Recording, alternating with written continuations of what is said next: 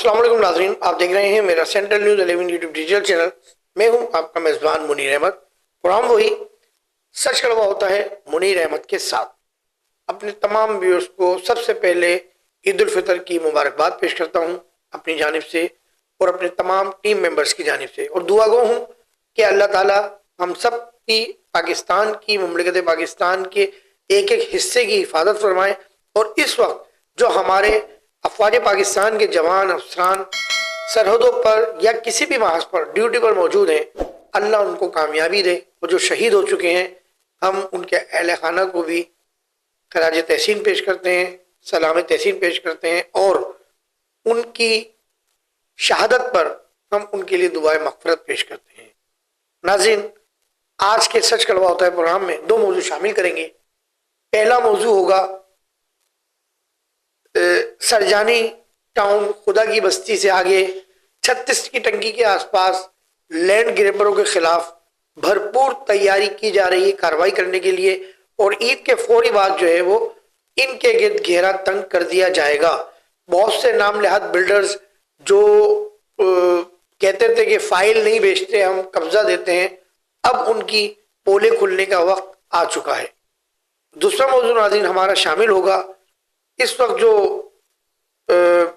ईद उल फितर के जो दिन करीब थे, तो मैं नाम नहीं लूँगा उनकी एनजीओ का, लेकिन उस शख्स का नाम है जफर अब्बास। उसने किसी खातून के कहने पे वहाँ जाके उसने कुछ चीज़ें परचेज की और गालिबन कुछ और दुकानदारों से भी की, लेकिन उनके खिलाफ बाकायदा एक महाज खड़ा हो गया है। खुद जो है वो गुल प्लाजा के जो ताजिर हैं, उन्होंने जो है वो बाकायदा जफर अब्बास के इस एक्टिविटी के खिलाफ ऐलान किया है और उन्होंने जो कुछ कहा इस पर बात होगी। और हो सकता है इसका कुछ वीडियो का मैं आपको क्लिप भी दिखाऊं, कॉपीराइट्स की वजह से पूरा नहीं दिखा सकता, लेकिन बात आगे चल के होगी। पहला मौजू हमारा वही देखिए, सरजानी टाउन से पहले अगर हम खुदा की बस्ती की तरफ जाते हैं तो यहाँ पर एक बड़े मशहूर साहब है, चश्मा पहनते हैं, ठीक है ना, अल रहमान के नाम से वो काम कर रहे हैं, प्रोजेक्ट है उनके। वो ज़मीनों पर जो है वो मकानात बना के दे रहे हैं। वो ये कहते हैं, उनका स्लोगन है कि हम फाइल नहीं बेचते, हम घर बेचते हैं, हम घर देते हैं, हम कब्जा देते हैं। लेकिन अब उनकी इन बातों पर क्या सच्चाई थी, क्या झूठ था या क्या फरेब था, ये अब हमें पता चलेगा ईद के फौरी बाद। लेकिन जो अभी हमारे पास इतलात हैं, अभी की करंट सिचुएशन जो है वो मैं आपको बताऊं कि ये बात मैं क्यों कर रहा हूं। मैंने कभी उनके खिलाफ या ऐसे किसी लैंड पर काम करने वालों के खिलाफ कोई बात नहीं की। हाँ, अलबत्ता मैं एक और लैंड पर काम कर रहा हूँ, खुद उनके अपने बंदे ने जो वॉइसें दी हैं मुझे, तो मैं बड़ा हैरान हुआ। और उन्होंने बड़े बड़े नाम कोड किए कि ये सब ये काम कर रहे हैं, हम कोई गलत काम नहीं कर रहे या हम पहला कोई काम नहीं कर रहे। उनके पास किसी किस्म की एनओसी नहीं है उस हवाले से, लेकिन वो हम अगले प्रोग्राम में बात करेंगे, ना मैं उनका नाम यहाँ कोड कर रहा। हम बात कर रहे थे अल रहमान। देखिए सॉरी, देखिए ये डिप्टी कमिश्नर वेस्ट कराची के दफ्तर का एक जो है लेटर है, DC फ्लैश WVK 448, ये 26/3/4 तारीख का है, तीसरे महीना और 2026 साल है। अच्छा, इसमें जो पहला कोड किया गया है वो deputy commissioner general of police west zone Karachi, second पे है wing commander wing 34 sector rangers Karachi, और उसके बाद थर्ड नंबर पे है senior superintendent of police district west Karachi. उसके बाद जो है 2004 director anti encroachment force BOR Karachi. फिर है 5वें नंबर पर regional director human settlement authority Karachi. 6ठे नंबर पे है senior superintendent of police traffic Karachi west, और 7वें नंबर पर है director land anti encroachment force KMC Karachi, और 8वें नंबर पर है assistant commissioner Manghopir Karachi west. ये लेटर है और ये लेटर चलता हुआ 5/3/4 को और 5/3/2026 को ये मुख्तलिफ जगहों पे पहुंचा गया है। अच्छा, इसका जो सब्जेक्ट है वो मैं बताता हूँ। ह्यूमन सेटलमेंट अथॉरिटी कराची की दरख्वास्त पर, यानी जो शोबा है लैंड के हवाले से जो काम करता है, उनकी दरख्वास्त पर बजरिया letter number HAS slash, KFW slash, RD slash 2026 slash number 234। इस लेटर के जरिए 12/2 यानी 12 तारीख दूसरा महीना 2026 इसमें एहसानुल्लाह, हमजा, सज्जाद, रियल एस्टेट, याकूब और गोपाल में जायज सरकारी अराजी पर कब्जा करने वालों के खिलाफ तजावजात के खात्मे के लिए अस्ताद तजावजात मुहिम दूसरे जो रहमानाबाद कच्ची आबादी NC नंबर गैर कानूनी तौर पर काम करते हैं 30 डिया नागन और सुलेमान रोही गोड कच्ची आबादी NC नंबर 30 सेक्टर 38 दया तेसर सब डिवीजन मंगोपुर डिस्ट्रिक्ट वेस्ट में 30/3/2026 को यानी पीर के दिन 30 तारीख मार्च का महीना साल 2026 को सुबह 11 बजे शेड्यूल है इनका इन जमीनों के खिलाफ जो तजावजात इस पे कायम की जा रही हैं यानी जो कब्जे किए जा रहे हैं इस पर जब ऑपरेशन होगा वो तारीख है 30 मार्च 2026 की सुबह 11 बजे का टाइम है और इन तमाम लोगों को इन्होंने पाबंद किया है कि आप सब मौजूद रहेंगे, स्टैंड बाई रहेंगे। और ये शेड्यूल इसी जमीन को कच्ची आबादी को मुतल्ला कर दिया गया है और क्लियरेंस के बाद ह्यूमन सेटलमेंट अथॉरिटी के हवाले कर दिया जाएगा। यानी जब ये क्लियर हो जाएगी, लैंड रागुदार हो जाएगी तो वागुदार हो जाएगी तो उसके बाद ये उनके हवाले कर दिया जाएगा। रिपोर्टिंग की जगह assistant commissioner Manghopir Karachi west का दफ्तर होगा। असनाद तजावजात फोर्स कराची का एहलकार असिस्टेंट कमिश्नर मंगोपीर की मावनत करेगा। मुहिम की सरबराही regional director human settlement authority Karachi करेंगे। Assistant commissioner Manghopir Karachi west कानून नाफिज करने वाले इदारों के साथ जो है वो फाल होंगे। अच्छा, उसके बाद जो है इन्होंने कहा कि मुझे मुनासिब फोर्स की भारी तैनाती के जरिए जरूरी हिफाजती इंतजाम चाहिए, ये इन्होंने कहा है। अच्छा, इसके बाद जो है ये लेटर जो है मजीद पहुंचा है, ये भी मैं आपको बता दूं। ये मैं आपसे अपनी कोई बात नहीं कर रहा, अपने जहन से अपने दिमाग से मैं कोई बात नहीं कर रहा। जो लेटर है ये उसके जरिए मैं आपको बता रहा हूँ। लेटर का अक्स जो है वो आपको नजर आ रहा होगा अब। अच्छा जी, कराची वेस्ट। इसके बाद ये कहते हैं कि senior member board of revenue Sindh Karachi secretary महकमा दाखिला हुकूमत सिंध कराची से गुजारिश है कि इस खत को आगे भेजें जो सच्चल के सेक्टर कमांडर की तरफ से बर वक्त असिस्टेंट के लिए हेडक्वार्टर पाकिस्तान रेंजर्स सिंध को भेज दिया गया है। यानी DG रेंजर साहब को भी जिनाकोट में भेज दिया गया है और डायरेक्टर जनरल MD LDA को SBCA को जो है उनको भी भेजा गया है, उनसे भी कहा गया, यानी तमाम महकमों को स्टैंड बाई कर दिया गया है। अब मैं आपको बताता हूं अपना सच। ये तो एक लेटर था, उसकी बात हुई। देखें ये तस्वीर आपको नजर आ रही है, वो लेटर आप देख चुके हैं जिसमें मैंने आपको खुलासा उर्दू में करके बताया है।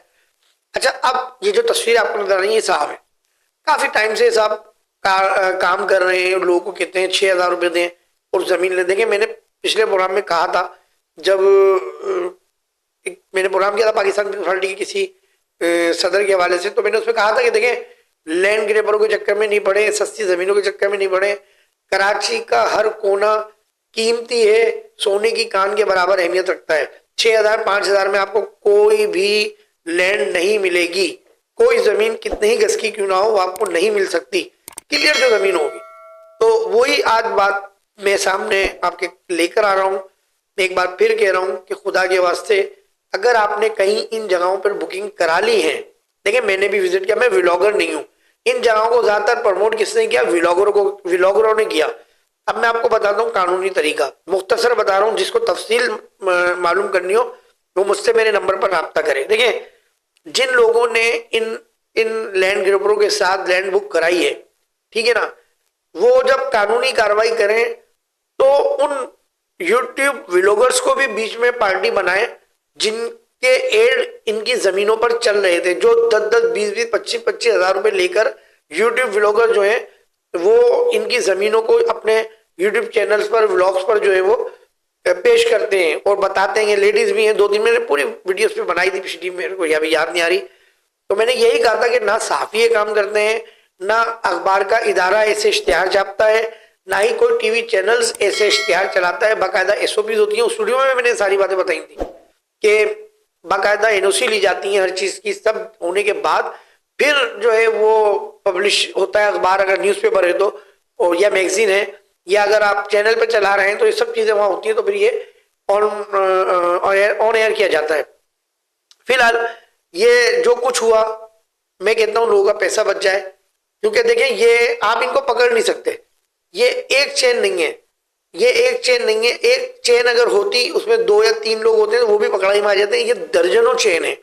अच्छा, सब जगह सिस्टम चलता है, ठीक है ना, सब जगह सिस्टम चलता है। मैं ऐसी जगह से होकर आया, मुझे भी ऑफर हुई कि आप ये काम कर लें, इस तरह कर लें, इस तरह। मैंने बोला यार जिस चक्कर में मैं आया हूँ वो तो गुना मैं खुद धो दूंगा, क्योंकि वो मुझे पता है कि मैं खुद, मेरी पेमेंटें फंसी हुई हैं तो मैं उतार दूंगा। लेकिन ये जो आप काम बता रहे हो, ये तो मैं मासूम लोगों से पैसे लूं, एक प्लाट पे मुझे 50,000 बचते हैं, वो 50,000 के खातिर मैं लोगों के 7.5-8 लाख रुपए दाव पे लगा दूं। जब कोई भाग जाए या कोई वो गोड डेमोलिश कर दिया जाए, बसमार कर दिया जाए, तो वो सारी पेमेंटें मैं अपने पास से दूं। तो भाई मैं तो इन कामों से दूर हूं। जिस चक्कर में मैं, अल्लाह ने मुझे आजमाइश में डाला है, वो मैं आजमाइश खुद पूरी करूंगा इंशाल्लाह ताला, और कर रहा हूँ अल्हम्दुलिल्लाह। लेकिन इन लोगों को आप कैसे पकड़ेंगे? इन लोगों के लिए आप कोई भी, जब जिसने फ्लैट बुक जिसने ये प्लाट बुक कराए, वो कानूनी मशावरत के लिए, मामलात के लिए हमारे पास लीगल टीम मौजूद है। तो अगर आप हमसे रब्ता करेंगे तो हम आपका नंबर उनको देंगे और वो आपसे, हमारी लॉयर टीम जो है वो बात करके आपका मसला हल करेगी। और इस पे लेकिन पार्टी उन यूट्यूबर्स को जरूर बनाए जो आपको सस्ते plot, on the spot booking, on the spot कब्जे का उछल उछल कर, कूद कूद कर आपको बता रहे होते हैं। उनको लाजमी बनाए, क्योंकि यूट्यूबर्स का काम ये नहीं है। यूट्यूबर्स का जो डोमेन है वो अलग है। अगर वो समझे तो वो पैसे कमाने के लिए खाली जो है वो इस किस्म की जो है वो पब्लिसिटियां करते हैं। तो यूट्यूबर से बेहतर ये है कि आप अखबारात में शाये होने वाले इश्तिहारात पर गौर किया करें, चैनल्स पर चलने वाले इश्तिहारात पर गौर किया करें, फिर कहीं इन्वेस्टमेंट किया करें। इसके अलावा अदर इस किस्म की किसी प्रॉपर्टी में इन्वेस्टमेंट नहीं करें। खैर देखें क्या होता है 30 तारीख को, और अल्लाह बेहतर करेगा। अगला मौजू जो था हमारा, उस पर हम बात करते हैं। देखें इस वक्त जो है आप ईद का दिन आ ही चुका है। ये बात है रमजान के आखिर दिनों की। किसी लेडीज ने कहा होगा कि भाई हम यहाँ लगा रहे हैं गुल प्लाजा का सेटअप, तो हमारे कपड़े नहीं बिक रहे हैं। जो भी बात होगी, तो जफर साहब वहाँ पहुंचे और एक इदारा चलाते हैं वो, जफर साहब ने उनसे वो खरीद लिया, फिर उन्होंने दूसरों से भी खरीदा, तीसरे को भी खरीदा। लेकिन इस बात में वहां हो गया मसला, और ये हकीकत बात है। देखें गुल प्लाजा पे जितने लोग बैठे हुए थे उसमें यकीनन शहजादे भी होंगे, उसमें बहुत से लोग होंगे जिन पे ज़कात फितरा अलाउ नहीं होता या नहीं लेते होंगे, ठीक है ना। मैं अपनी जात पे बता रहा हूँ, मैंने बहुत कड़ा वक्त मैंने गुजारा आज से तकरीबन 2 साल पहले, और 2-2.5 साल तक मैं बड़ी अल्लाह की आजमाइश में रहा। लेकिन आप यकीन करें कि मैंने कभी सैलानी के यहाँ टिफिन लेने, खाना खाने की नहीं सोचा, और जेडीसी की तरफ तो मैं सोच भी नहीं सकता, क्योंकि अल्हम्दुलिल्लाह मैं सुन्नी बरेलवी मसलक से ताल्लुक रखता हूँ। और मैं ओपनली बात नहीं कर रहा, लेकिन आप समझते हैं बस। तो मैं ये कह रहा हूँ कि वहां एक फड्डा हो गया। अब आप थोड़ी सी वीडियो क्लिप देखें, मैं आपको बताता हूँ। भाई मेरा नाम मोहम्मद अमीन सुरती है। गुल प्लाजा से हम लोग का ताल्लुक है। यहाँ के सब आप लोग लेते ना, पूरे 12 दुकानों का माल ले लेते तो हमको पता चलता। भाई 500 स्टॉल में से 3 दुकानों पे परचेजिंग करके ये वीडियो बनाने का मकसद, अपनी वीडियो बना के फिर वो वीडियो बना के अपने आप को वायरल करके क्या, और ये वीडियो बना के अरबों खरबों रुपए अलग खाएंगे। उसके बाद वीडियो में लिखा जाएगा गुल प्लाजा के मुतासरीनों की हमने मदद की है, आपकी मेहरबानी, हमें आपका पैसा नहीं चाहिए, पैसे कहाँ इनको दो। ये वीडियो क्लिप आपने देखा। देखिए इसमें वो किस तरह बोल रहे हैं कि भाई हमें आपकी जरूरत है ही नहीं। ये बात ये है, ये दस्तरखान खिलाना, ये जाके ये जेडीसी के जो जफर साहब है, नाम ले देता हूँ, मेरे एक दोस्त है अखबार में होते थे, उन्होंने खुदकुशी कर ली। फहीम भाई एक्सप्रेस में होते थे, नौकरी छूट गई, रिक्शा चलाते थे, नहीं हो रहा था गुजर बसर, टंकी टूटी हुई थी, बहुत परेशान था बेचारा। वो जंग नहीं लड़ सका हालात से, उसने खुदकुशी कर ली। इन साहब ने, जफर साहब ने उनकी बेवा को कहा कि मैं मकान दूंगा, आपको फ्लैट दूंगा। उस औरत को इन्होंने फ्लैट नहीं दिया, उस औरत को इन्होंने फ्लैट नहीं दिया। वो अलासिफ की तरह उसके सामने के किसी इलाके में रहते थे, जफर साहब को बहुत अच्छी तरह याद होगा। और फ़हीम का जब खुदकुशी का मसला था, वो खुदकुशी करी उसने, तो ये उनके घर गए थे और उनको कहा था मैं फ्लैट दूंगा, लेकिन नहीं। ऐसे बहुत से ऐलानात होंगे, मैं नहीं जा रहा, ना मैं गहराई में जा रहा, ना मैं इन्वेस्टिगेशन में जा रहा। लेकिन रमजान से पहले जफर साहब ने कहना शुरू कर दिया था कि डब्बे खाली पड़े हुए हैं, राशन के भगोने खाली पड़े हैं, फंड नहीं है, ये नहीं है। माशाल्लाह जिनको वो फर्जंदे कराची कहते हैं वो भी नहीं आ रहे थे, उनकी भी 2-2.5 महीने से आवाज़ नहीं थी, फिर उनकी भी आवाज़ आना शुरू हुई माशाल्लाह। फिर वो भी कराची में आया, बड़ा रौनक मेला लगाया और उनकी सहरियाँ और अफ्तारियाँ माशाल्लाह फिर खुली, अल्लाह कबूल फरमाए। फिर उन्होंने अपना एक निजी चैनल के जरिए एक अलग प्रोग्राम किया, यहाँ अलग प्रोग्राम हुआ। फिर उन्होंने, जहाँ तक मैंने देखा था, वो तकरीबन 35 करोड़ से ज़्यादा उनको फंडिंग आ चुकी थी जफर साहब के पास। खैर अल्लाह उनके खजाने भरे, अल्लाह उनको फंडिंग देता रहे, वो काम कर रहे हैं, जो भी काम कर रहे हैं वो अल्लाह और वो खुद बेहतर जानते हैं या उनके डोनर बेहतर जानते हैं। लेकिन मैं फिर कहता हूं, इस रमजान में कई लोगों ने सहरियां नहीं करी जिस तरह करनी चाहिए थी, कई लोगों ने अफ्तारियां नहीं करी जिस तरह करनी चाहिए थी। इस रमजान में भी मुकामी लोग नमक से रोजा खोलते रहे, पानी से रोजा रखते रहे, लेकिन छीपा साहब का दस्तरखान भी चलता रहा। छीपा साहब यूट्यूब और टिकटॉक चैनल चलाते रहे और अपने ऑफिस के बाहर तोहफे ताइफ बांटते रहे, नुमाइश चौरंगी पर मुर्गे मुसल्लम चलते रहे, टिक्के बोटियां चलती रही। गरीब के पास किराया नहीं होता, छोटी सी बात बता रहा हूं, गरीब के पास किराया नहीं होता तो वो नुमाइश कैसे जाएगा? जो नुमाइश पहुंचते थे वो मोटरसाइकिल सवार होते थे, कारों में आते थे, गाड़ियों में आते थे, ठीक है, और अल्हम्दुलिल्लाह सहरी भी करके जाते थे, अफ्तार भी करके जाते थे।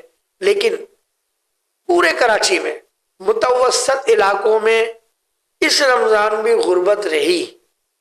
मुतवस्सत इलाके के लोगों ने इस रमजान भी बच्चों के कपड़े नहीं बनाए। मैं नहीं चाहता इस मौजू पे बात करना, लेकिन मेरा दिल बड़ा दुखता है।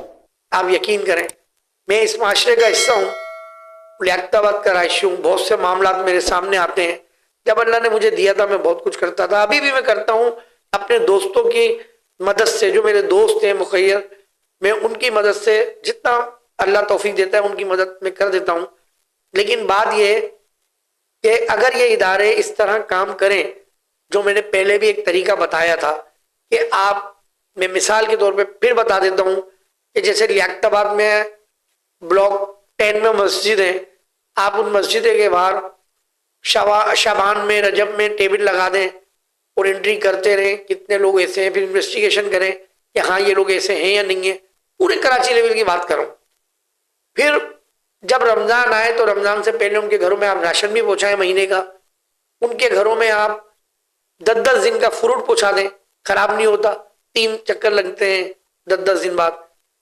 तो लोग अपने घरों पे जनाब मोहतरम इज्जत महाब जफर अब्बास साहब, अपने घरों में लोग इज्जत से सहरी भी करेंगे, अपने घरों में लोग इज्जत से अफ्तार भी करेंगे, और आपके डोनर्स को भी बहुत सारी दुआएं मिलेंगी, आपको भी बहुत सारी दुआएं मिलेंगी। ना ये कि जो आप ये काम करते हैं, या छीपा साहब आप जो वो काम करते हैं, या सैलानी साहब आप जो ये काम करते हैं, अल्लाह ताला आप लोगों के कामों को कबूल और मकबूल फरमाए।